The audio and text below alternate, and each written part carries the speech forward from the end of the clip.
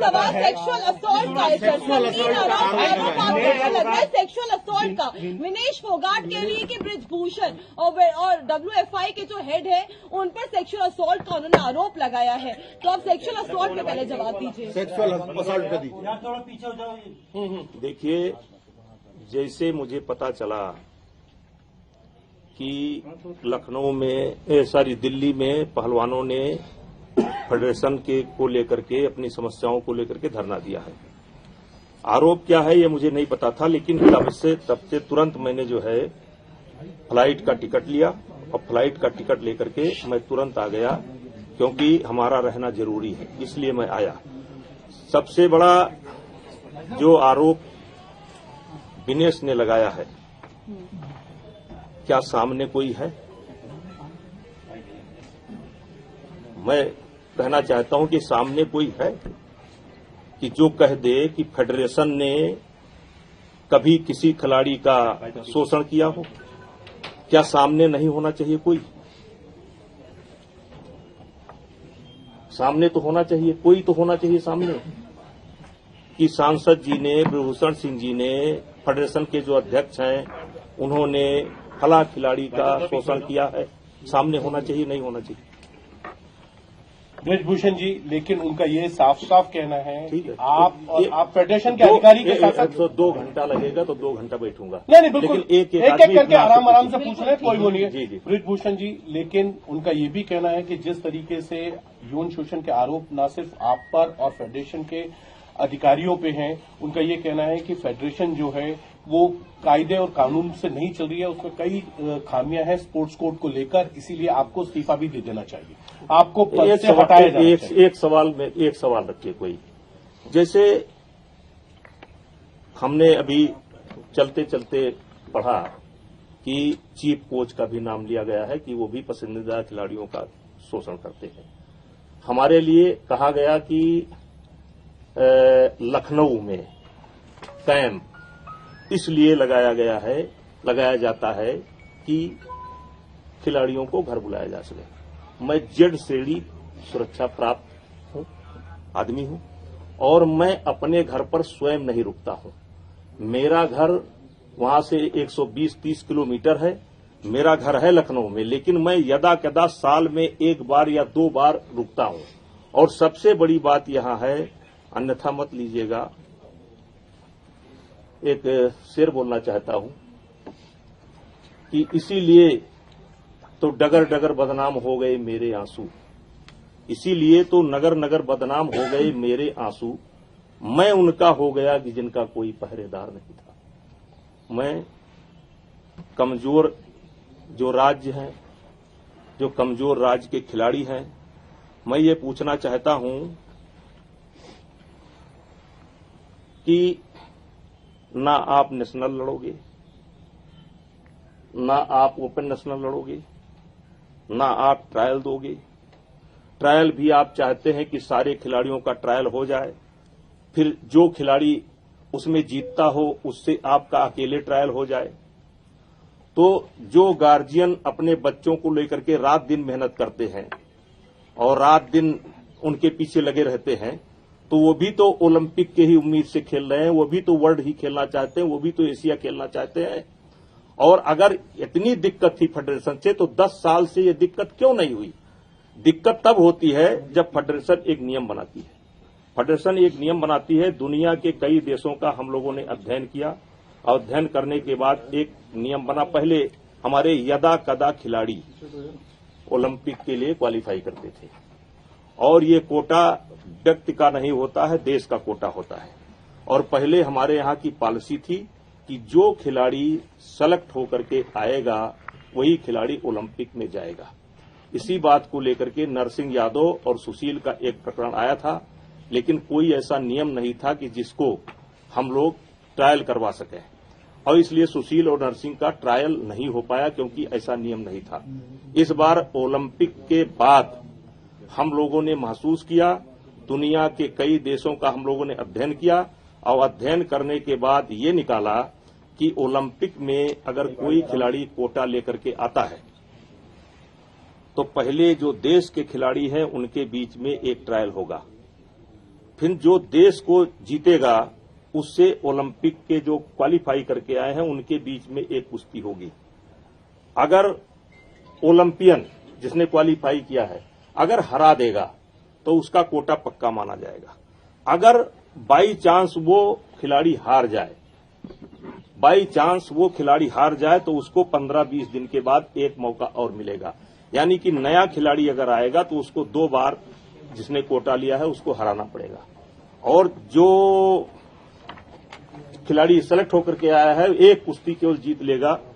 तो एक निर्णय तो ये हुआ, फेडरेशन का तानाशाही वाला निर्णय एक ये हुआ कि अब फेडरेशन जो है, ये फेडरेशन तानाशाही की तरह काम कर रही है या आप नहीं, ये जो जैसे जो आरोप है कि तानाशाही के लिए काम कर रहे हैं, इसको लेकर के सारे कोचों से बीच में मीटिंग हुई और यहां तक कि इन खिलाड़ियों को भी बताया गया था कि फेडरेशन ऐसा विचार कर रही है। और हमारा वो फैसला नहीं है, हमारे जो है एग्जीक्यूटिव बाजी का फैसला है, जिसमें जो है इनका क्या नाम है, कोचों की सहमति है, अच्छे पहलवानों से भी राय ली गई है, इन पहलवानों से भी राय ली गई है और लेने के बाद एक फैसला किया गया कि दूसरा एक ये हो गया। दूसरा एक फैसला फिर हम लोगों ने लिया कार्यसमिति में, जैसे देखिए कोई भी नेशनल कराता, एक नेशनल कराने में कम से कम 60 लाख 70 लाख रुपए लगते हैं और गवर्नमेंट का जो हमारा सपोर्ट है वो बहुत कम है, अलग से लोगों को व्यवस्था करनी पड़ती है। हर आदमी चाहता है कि हमारे गेम में ओलंपियन हैं या जो वर्ल्ड के मेडलिस्ट हैं वो आवें, जिससे आकर्षण बढ़े। अब ये जो खिलाड़ी हैं जो आज बैठे थे, ये आने के बाद ना तो ये एक नेशनल लड़े हैं और ना ये एक ओपन नेशनल, तब से आज तक ये एक कंपटीशन भी देश के अंदर नहीं लड़े हैं। देश के अंदर इन्होंने एक भी कंपटीशन नहीं लड़ा है और तब हम लोगों ने सहमति से ये फैसला किया, जिसमें गवर्नमेंट को भी विश्वास में लिया कि आपको कैंप में आना है तो आपको नेशनल लड़ना पड़ेगा। और फिर बात हुई कि कुछ खिलाड़ी हैं जैसे कि वो नहीं, चलो इस साल नहीं लड़ पाए, कुछ ने ये कहा कि हम जान नहीं पाए, हमको पता नहीं था कि फेडरेशन ने ये नियम बना दिए, जान नहीं पाए। तो हम लोगों ने सरकार से कहा कि आपके ये टॉप के खिलाड़ी हैं, आप टॉप से इनका खर्चा दे दीजिए और इनका नाम हम डाल देते हैं। नाम हमने डाला भी, क्योंकि एक तरफ सरकार का दबाव है कि 4 खिलाड़ी ही कैंप में रहने चाहिए। तो 4 खिलाड़ी जो नेशनल जीत करके आए हैं, ये बता रहे हैं कि बार बार हमको वजन तोड़ना पड़ता है, तो बार बार आपको वजन तोड़ना पड़ता है, तो जो खिलाड़ी जीत करके आए रहे हैं उनको भी तो वजन तोड़ना पड़ता है।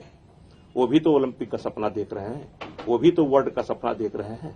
ये सारी शिकायत आपको इसी समय आकर के मिली।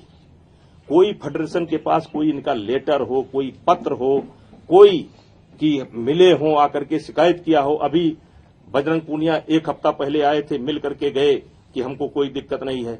अभी साक्षी मलिक मिल करके गई, कहीं हमको कोई दिक्कत नहीं है। साक्षी मलिक ने कहा कि हमको ट्रायल में परमिशन दे दीजिएगा, हमने कहा ट्रायल में परमिशन दे दिया जाएगा।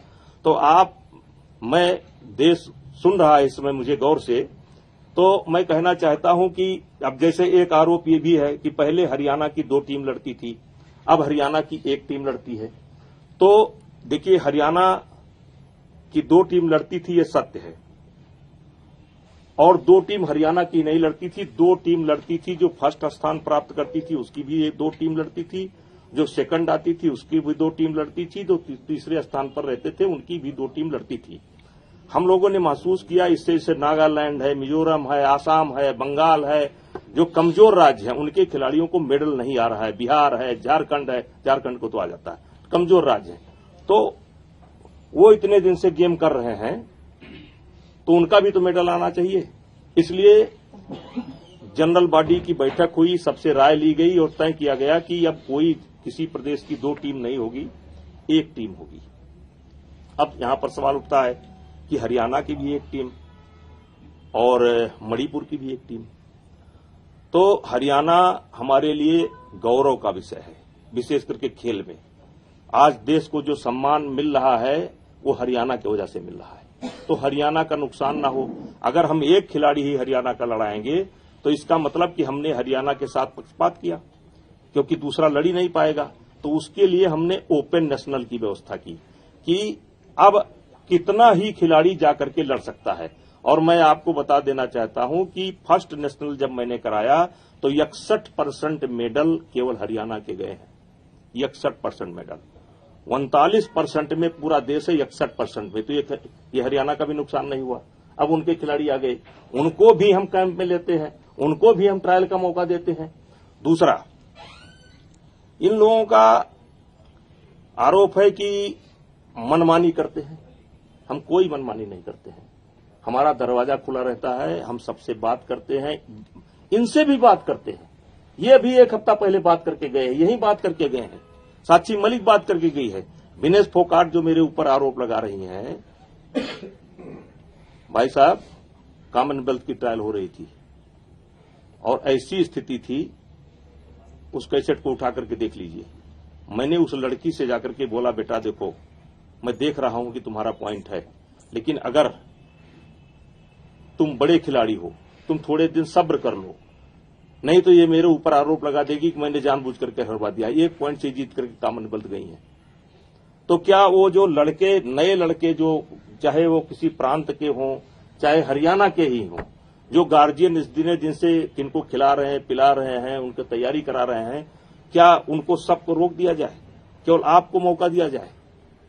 तो मतलब आपका कहना है आरोप झूठे हैं, आपका कहना मौका नहीं दिया जा रहा है, मौका नहीं दिया जा रहा है, इसीलिए ये झूठे आरोप लगाए गए। उन्होंने ये भी कहा है कि हमारी जान को खतरा है, उन्होंने यदि हमें कुछ हो गया तो आप जिम्मेदार होंगे। कि फेडरेशन की तरफ से जब वो पीएम मोदी से मिलकर आई थी तो आप नाखुश थे और फेडरेशन के कुछ लोगों ने उनको फोन करके जान से मारने की धमकियां दी।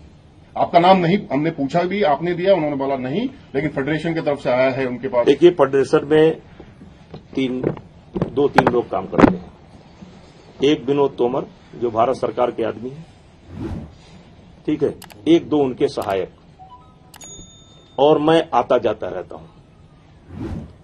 तो जिस समय फेडरेशन के लोगों ने या किसी ने उनको धमकी दी तो मुझसे कह सकती थी, खेल मंत्री से कह सकती थी, पीएम मोदी से कह सकती थी, पुलिस को कंप्लेंट कर सकती थी। उस समय कोई वो नहीं किया। और आज जब ये सारी चीजें निकल करके आई हैं, मैं चाहता हूं कि अभी आपका सवाल एक एक करके जो पूछ रहा हूं, जो आरोप लगा, एक करके आपका कहना सारे आरोप झूठे हैं, आपका कहना क्या सीधा है? सवाल है, जो ट्रायल्स आप बोल रहे हैं, सिलेक्शन नहीं हो पाया, क्या उसी वजह से ये आरोप लगा रहे हैं सेक्सुअल हरासमेंट का नेशनल कैंप में? क्या ये आप निराधार मानते हैं इन सारे सेक्सुअल हरासमेंट हुआ या नहीं हुआ? हाँ, कतई नहीं हुआ, कतई नहीं हुआ। एक भी सामना कर दे तो मैं। दूसरा सवाल ये है कि यदि नहीं हुआ है तो अब आप क्या करेंगे? आपका क्या कहना है उन लोगों, क्योंकि उन लोगों आप उनको बुलाएंगे मिलने के लिए? आप उन लोगों को मिलने के लिए बुलाएंगे या आप देखिए, कोर्ट में जाएंगे? आप देखिए ऐसा है, पहले एक सुनिए, वो खिलाड़ी है, हम अध्यक्ष हैं। सामने सामने सर, वो खिलाड़ी है, हम अध्यक्ष हैं जी। हम उनसे मिलने के लिए ही आए थे। जैसे मुझे पता चला कि ऐसा ऐसा हुआ है, मैं बाराबंकी में एक कार्यक्रम में था और मुझको वापस से फोन गया कि कुछ खिलाड़ी, पहले इतना नहीं पता था कि कुछ खिलाड़ी जो है ट्वीट किए हैं, फिर पता लगा कि धरने पर बैठे हैं। मैं बाराबंकी से मैंने फोन किया कि कोई फ्लाइट है, और मैंने विनोद तोमर जी को भेजा कि जा करके हमारी उन लोगों से बात करा दो, किसी से बात करा दो, बजरंग पूनिया से बात करा दो। बजरंग ही लीड कर रहा था, मैंने कहा बजरंग से बात करा दो। वो बात नहीं किया। फिर मैसेज भी करवाया, मैंने मैसेज भी करवाया कि मैं बात करना चाहता हूं, वो लोग बात नहीं किए। तो हमने कहा चलो भाई, इस समय बात इसलिए नहीं कर पा रहे होंगे कि धरने पर बैठ गए हैं। अब जब धरने पर बैठ गए हैं तो हो सकता है कुछ लोग कहें ना बात करो, तो इसलिए नहीं कर पा रहे हैं। तो इसीलिए मैंने तुरंत, और उसके बाद आप लोग भी पहुंच गए, तो मैंने तुरंत आनन फानन में, मेरा कल का कार्यक्रम अलग लगा हुआ था, आनन फानन में अभी परसों 20 तारीख से ओपन नेशनल भी है, मैं आनन फानन में फ्लाइट लिया और आपके सामने बैठा हूं। रहा सवाल, यौन शोषण नहीं हुआ, कोई यौन शोषण जैसा नहीं हुआ, क्यों लगाएगा? नहीं हुआ, नहीं हुआ, वो कह रहे थे मोदी जी को बताएं, बार नहीं हुआ। और सर एक या दो नहीं, कई रेसलर नहीं हुआ, नहीं हुआ। एक भी रेसलर खड़ा कर दो, एक भी रेसलर खड़ा कर दो। आपको क्या वजह लगती है? आरोप लगा रहे हैं, क्या वजह लगती है? क्या देने क्यों का लगाए गए हैं? इसमें देखिए, अभी नेशनल गेम के समय हरियाणा में एक रेसलिंग फेडरेशन बनी थी। उस रेसलिंग फेडरेशन में हमारे कुछ पुराने खिलाड़ी भी थे। उस रेसलिंग फेडरेशन का एक आदमी आज धरने पर भी बैठा था, जो इसको लीड कर रहा था। नाम बताइए। नाम तो बताया सर, जब आपका नाम सब सामने सामने तीरथ आया तो राणा। आपकी नाम लीजिए। ठीक है। बैठा था, तीरथ राणा यहां पर बैठा था। और ये लोग नेशनल टीम, और वो जो टीम बनी थी वो संदीप सिंह जी के नेतृत्व में बनी थी, और उन्होंने ट्रायल भी कराए थे अपने कि हमारी टीम सेलेक्ट होगी। लेकिन गवर्नमेंट ने WFI की टीम जो थी उसको उन्होंने मान्यता दिया। और इसको लेकर के एक शिकायत मेरी पहले भी की जा चुकी है कि हम रेसलिंग फेडरेशन को, हरियाणा की रेसलिंग फेडरेशन को मान्यता दे दें। तो हमने कहा कि भाई हरियाणा की रेसलिंग फेडरेशन जो उन्होंने बनाया है और जो वो चाहते हैं कि मेरी टीम सेलेक्ट हो, तो उनको देश की रेसलिंग फेडरेशन बनाना चाहिए, हरियाणा की रेसलिंग फेडरेशन नहीं बनाना चाहिए। हरियाणा की रेसलिंग फेडरेशन नहीं बना, अंतोगत्ता सरकार ने रेसलिंग फेडरेशन जो टीम सेलेक्ट करती है उसको उन्होंने मान्यता दी। एक बड़ा कारण तो ये है। और इसमें किसी बहुत बड़े आदमी का हाथ भी है। आपको लगता है साजिश है? आपको लगता है साजिश है? हाँ, बहुत बड़ी साजिश है। कौन लोग हैं साजिश के पीछे? कोई उद्योगपति है। सर, कौन है वो बड़ा आदमी? कोई उद्योगपति है। आपको लगता है रेसलर झूठ बोल रहे हैं? ये आप रेसलर झूठ बोल रहे हैं? आप कह रहे हैं रेसलर झूठ बोल रहे हैं? सर, सवाल ये है, क्या आपकी जो रेसलिंग फेडरेशन की जो प्रीमियम लीग होती थी, ये उससे जुड़ा हुआ मैटर है? उससे पीछे जुड़े हुए देखिए, हाथ तो है। यही खिलाड़ी जो कल तक हमारी तारीफ करते नहीं थकते थे, आप किसी खिलाड़ी से पूछ लो, हरियाणा के गांव में जाकर के पूछ लो, खिलाड़ियों के माता पिता से पूछ लो। मैं माता पिता, उनके बुजुर्ग जो जाते हैं उनको अलग से मैं सम्मान करता था। देश के लोगों को बताता था कि ये देखो दादी माँ आई हैं, ये अपनी बच्ची को लेकर के आई हैं। परसों तक तो जो ये करता था, अब आज इतना बड़ा कौन है सर? ये तो बता दीजिए ना। कौन हो सकता है? उद्योगपति है, कोई उद्योगपति। एक सवाल आपसे मेरे साथ ये है, एक मिनट। उन्होंने ये भी कहा था कि आप खिलाड़ियों के साथ, कोचेस के साथ बदतमीजी से सलूक करते हैं। आपका एक जो वीडियो वायरल हुआ था उसका उन्होंने संज्ञान दिया।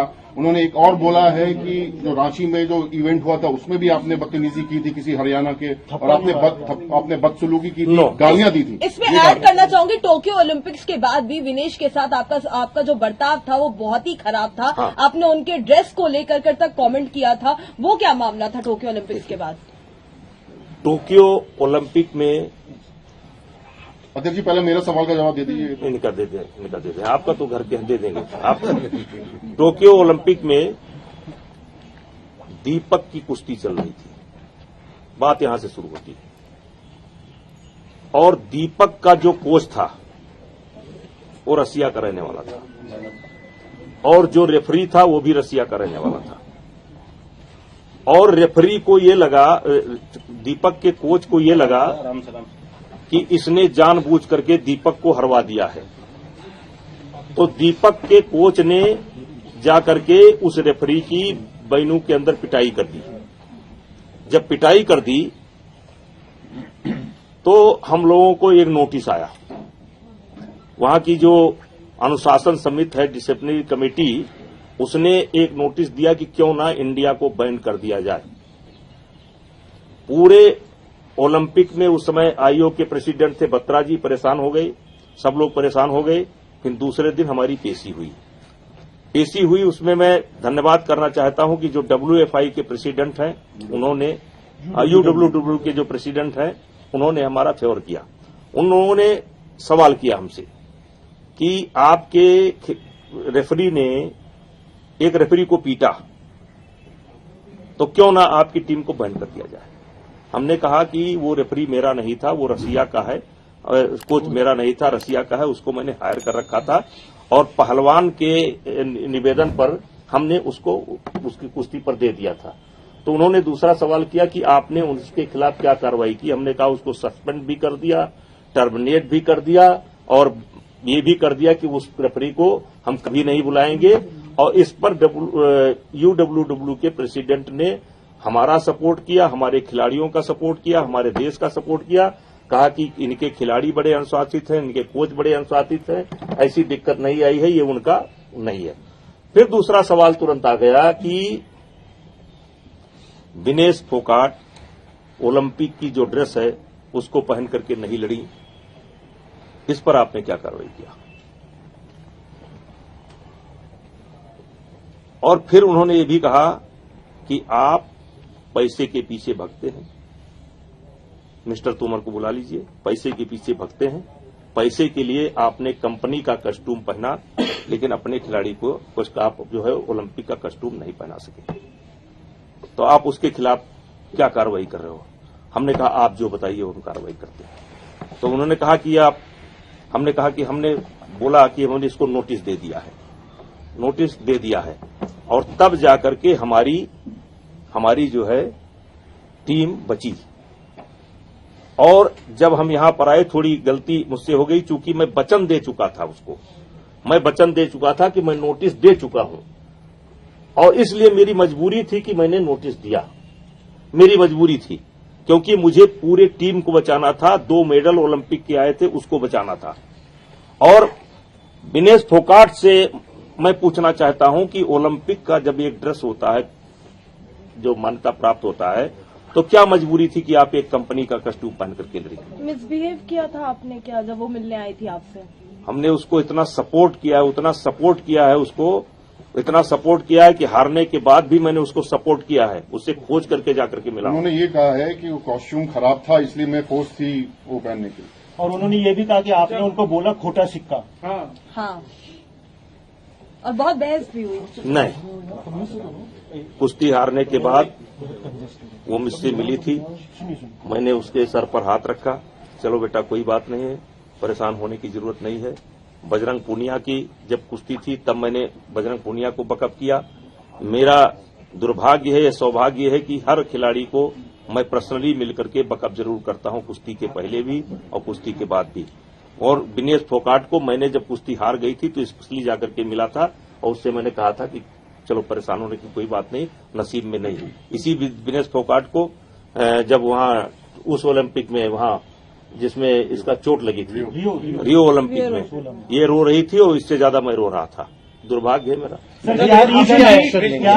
अब जो आरोप आप उनको मनाने जाएंगे, सीधी जो आरोप लगा दिए गए हैं धरना प्रदर्शन आप उन्हें मनाने जाएंगे, आगे उनके पास जाएंगे क्योंकि वो साफ तौर पर अभी भी बोल रहे हैं, आपके जितने भी जवाब हैं वो निराधार हैं। वो कह रहे हैं कि हम बड़े नेताओं के पास जाएंगे, हम प्रधानमंत्री के पास जाएंगे, हम गृह मंत्री जी के पास जाएंगे, हम शिकायत करेंगे। तो अब आपकी तरफ से क्या कुछ होने वाला, अब आप क्या करोगे। देखिए मैं तो बैठा हूं यहां पर आकर के, अभी आप लोगों का सवाल का जवाब मैं आधा घंटा 1 घंटा जब तक आप लोग बैठे हैं तब तक मैं देता रहूंगा और मौका देंगे तो पानी पी लूंगा। और हम क्यों माने कि आप सच बोल रहे हैं वो झूठ बोल रहे हैं। सर उसके बाद जाएंगे आप मिलने के लिए, वो सब तो क्यों कह रहे कि आप जाएंगे उनके पास या उनको बुलाएंगे। आप बातचीत आप करने क्या के लिए चाहते तैयार हैं, हैं। आप क्या चाहते हैं, खिलाड़ी अगर धरना प्रदर्शन कर रहे हैं, आप क्या चाहते हैं, आप बताइए क्या होना आप चाहिए। अध्यक्ष हैं, आप क्या चाहते हैं, बात करेंगे। वो मेरे खिलाड़ी है, मैं उनसे बात करूंगा। उनके यार नेताजी आपको क्या लगता है कि विनेश ने जो आप पे इतने संगीन आरोप लगाए हैं और उन्होंने ये तक कहा कि कई बार ऐसा भी हुआ है कि आपके जैसे सुसाइड थॉट्स भी आए हैं और सुसाइड करने तक की भी नौबत उनकी आ गई कि वो ऐसा वो कह रही है, वो अपने बारे में कह रहे हैं ना। आपको क्या लगता है उन्होंने ये भी कहा है कि आज जो धरना में बैठे थे उनमें से एक को भी कुछ हो जाता है तो अध्यक्ष साहब जिम्मेदार होंगे। उन्होंने साफ भगवान करे उनको कुछ ना हो, उनको क्या है कुछ होगा। आप पद छोड़ेंगे, आप पद छोड़ेंगे अपना, आप अपना पद छोड़ेंगे, आप अपना अध्यक्ष पद छोड़ेंगे। क्यों सर बताइए, एक फेयर इन्वेस्टिगेशन होगी ना, फेयर जांच होगी। अगर आप अपना पद छोड़ देंगे, अगर जांच होती है तो एक फेयर जांच हो पाएगी। आप क्या चाहते हैं कि अब आप क्या होना चाहिए। एक सवाल का जवाब तो देने दो, पद छोड़ने पर तो बताया कम से कम। देखिए जो ये सारे आरोप लगाए गए हैं, हम चाहते हैं कि अच्छा हो कि वो लिख करके दे दे, तो कुछ जवाब हम दे सकते हैं, कुछ चीजों की जवाब हम दे सकते हैं। और कुछ चीजों की जांच हो जाएगी, सीबीआई जांच हो जाए, एलआईयू जांच हो जाए, पुलिस की जांच हो जाए, जांच हो जाएगी। स्टेप डाउन करेंगे। समाधान उन्होंने ये भी बोला दिनेश ने कि वो नाम पब्लिक करने वाले हैं कुछ ही देर में, कि किन्होंने उनके साथ ये चीज की है। 20 लड़कियां हैं सर, अकेली विनेश नहीं है, 20 लड़कियां हैं जिनके साथ सेक्सुअल असॉल्ट की बात कही गई है। चीफ कोच को भी लगाया गया है आरोप। बिल्कुल, चीफ कोच है, आपका नाम है कि 20 लड़कियों के साथ हुआ है, वो कह रही है।